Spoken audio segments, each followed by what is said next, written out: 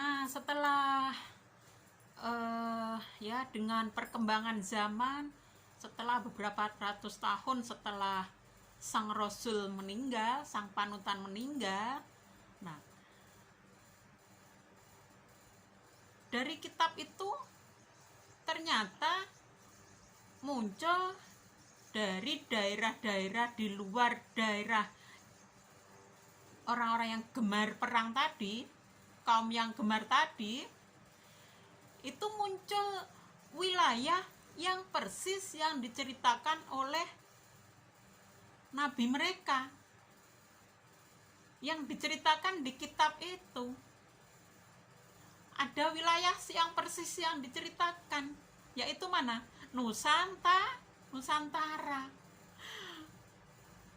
Jadi akhirnya mereka pun berusaha untuk pergi ke surga beneran tadi, surga yang bisa dijangkau, bukan surga halu yang nanti setelah mati dan segala macam. Bukan. Mereka akhirnya tahu bahwa surga mereka itu ada di Nusantara. Akhirnya mereka pun berdatangan ke Nusantara sampai mengutus beberapa utusan, tapi belum bisa, tidak sesuai dengan karakter orang Nusantara, masih belum sesuai dengan karakter orang surga, jadi belum boleh masuk. Akhirnya dengan ajaran kitab cara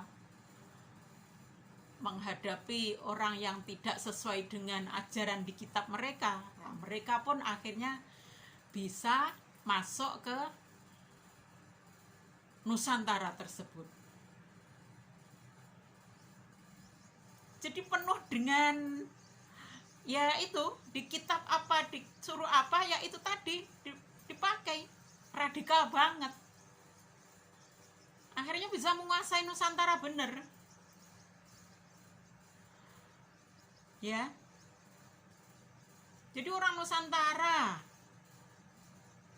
ketika diajak manut dengan kitab tadi, dengan juga diceritai dengan apa, dikasih cerita-cerita seperti yang di kitab tadi, orang Nusantara akhirnya bingung. Orang Nusantara sudah berasa ada di seperti yang diceritakan di kitab itu, tapi ternyata sama orang dari gurun itu dikatakan bahwa surganya ada nanti setelah mati. Nanti setelah mati. Akhirnya kita pun semua juga seperti itu. Orang Nusantara sekarang ya nanti surganya ya nanti kalau udah mati, entah kapan, entah miliaran tahun lagi. Tapi sekali lagi mereka mengatakan bahwa akhir-akhir ini adalah hari zaman akhir. Jadi zaman akhir semakin dekat kalau mereka mau ngomong itu ya.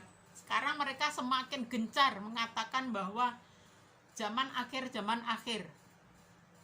Sebetulnya zaman akhir apa? Sebetulnya ya zaman akhir manusia dari kaum yang gemar perang tadi, yang menuju ke Nusantara tadi, yang ada di Nusantara tadi.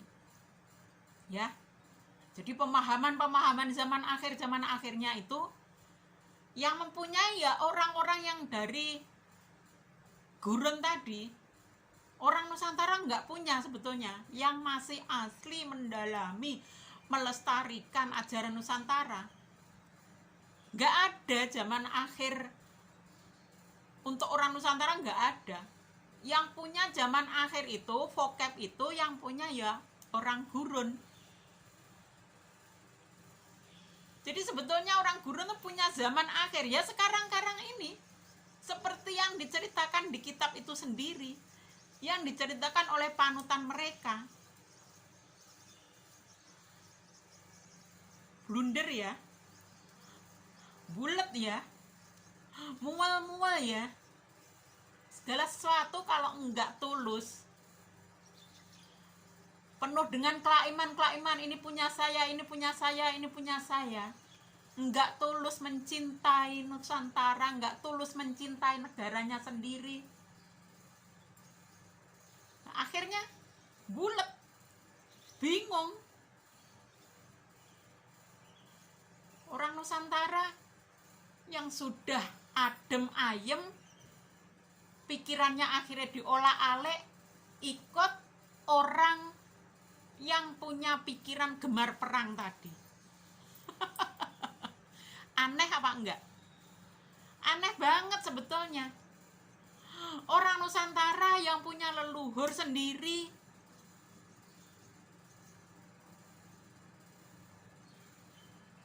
disuruh menghormati leluhurnya orang yang gemar perang tadi. Lah itu orang Nusantara manut loh sampai sekarang. Saking orang Nusantara itu jiwa toleransi tadi. Sekarang orang Nusantara yang masih punya jiwa-jiwa toleransi mau menghargai semua orang. Tadi orang yang gemar perang tadi dihargai kan, ya, karena jiwa toleransi juga kan.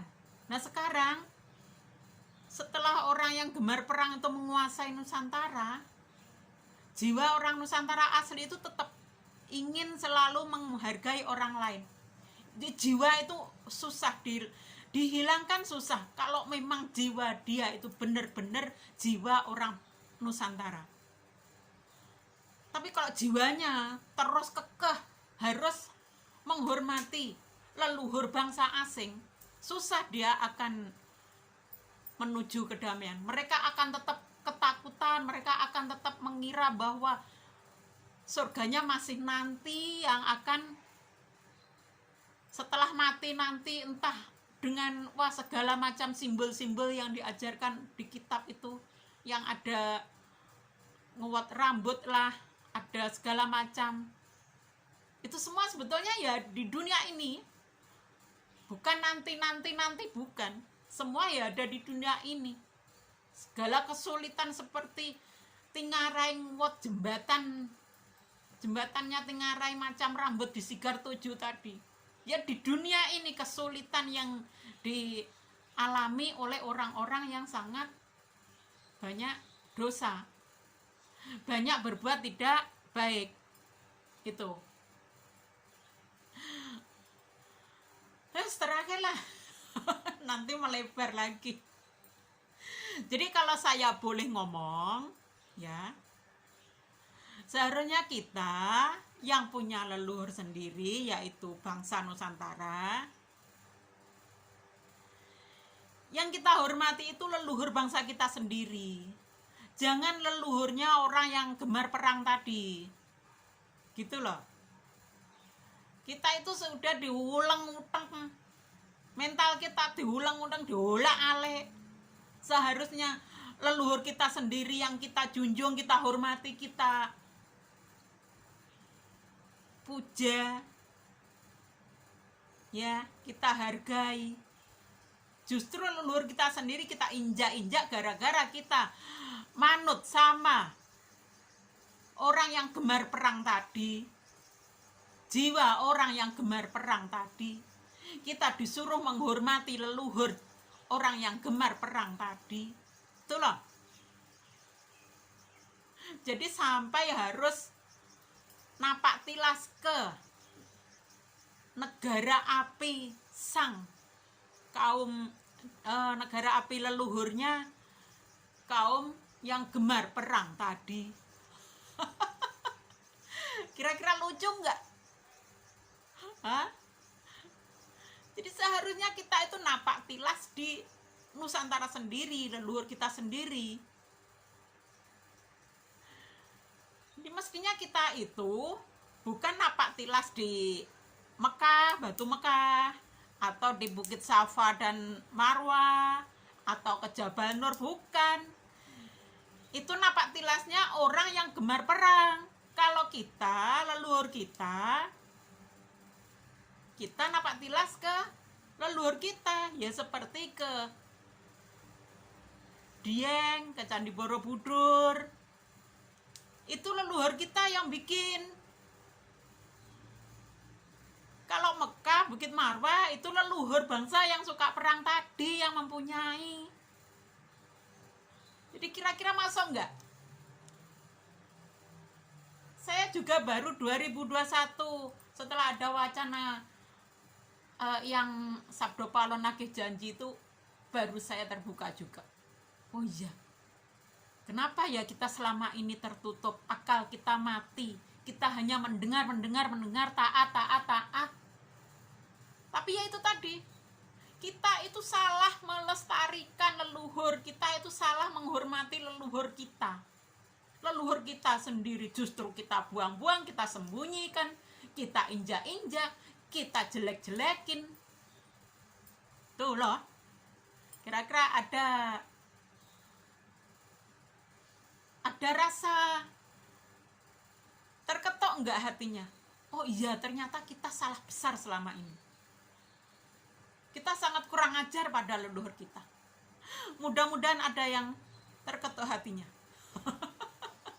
Terima kasih, demikian saja. Mohon maaf, mudah-mudahan bermanfaat walaupun sedikit. Mari kembali bernusantara. Kita punya leluhur sendiri yang patut kita hargai, patut kita hormati, patut kita puji, ya.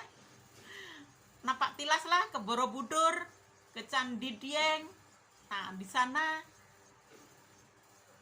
sanalah leluhur kita yang sejati. Terima kasih, mohon maaf.